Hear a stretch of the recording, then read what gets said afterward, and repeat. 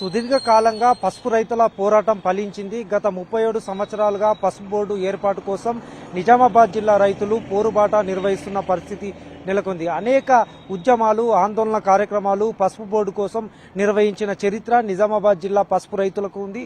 గత 37 సంవత్సరాలుగా నిజామాబాద్కు పసుపు బోర్డు రావాలని పోరుబాట నిర్వహిస్తున్నారు. అయితే ఈ రైతుల పోరుబాట ఫలించింది. నిజామాబాద్ ఎంపీ అరవింద్ కృషి కారణంగా నిజామాబాద్లో పసుపు బోర్డు ఏర్పాటు చేస్తూ కేంద్ర ప్రభుత్వం నిర్ణయం తీసుకుంది.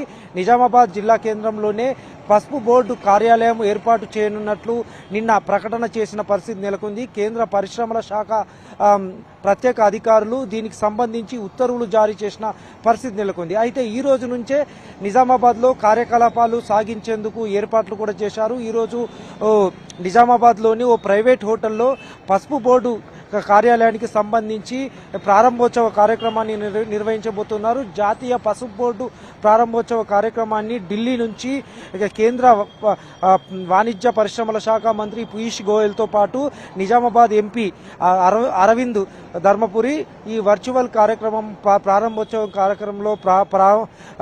కార్యక్రమంలో పాల్గొనబోతున్నారు. అదేవిధంగా జాతీయ టర్మరిక్ బోర్డు చైర్మన్గా నిజామాబాద్ జిల్లాకు చెందిన పల్లె గంగారెడ్డిని కూడా కేంద్ర ప్రభుత్వం నియమిస్తూ నోటిఫై చేసింది. ఈ రోజు నుంచి కూడా కార్యకలాపాలు సాగించేందుకు ఏర్పాట్లు చేసిన పరిస్థితి నెలకొంది. అయితే గత 37 సంవత్సరాలుగా తెలంగాణలో ముఖ్యంగా నిజామాబాద్లో పసుపు బోర్డు ఏర్పాటు చేయాలని డిమాండ్ ఉంది. ఈ డిమాండ్ నేపథ్యంలో రైతులు పోరుబాట చేసినారు. గత ప్రతిసారి జరుగుతున్న అసెంబ్లీ, పార్లమెంటు ఎన్నికల్లో పసుపు బోర్డు కేంద్రంగానే ఎన్నికలు జరుగుతున్న పరిస్థితి నెలకొంది. అయితే జాతీయ పసుపు బోర్డు ఏర్పాటు డిమాండు వివిధ రాష్ట్రాలు కూడా కోరినప్పటికీ ఎట్టకేలకు తెలంగాణకు పసుపు బోర్డు కేటాయిస్తూ కేంద్ర ప్రభుత్వం నోటిఫై చేసింది. కేంద్ర పరిశ్రమల శాఖ మంత్రి నోటిఫై చేస్తూ ఉత్తర్వులు జారీ చేసిన నేపథ్యంలో నిజామాబాద్ జిల్లా పసుపు రైతులు హర్షం వ్యక్తం చేస్తున్న పరిస్థితి నెలకొంది.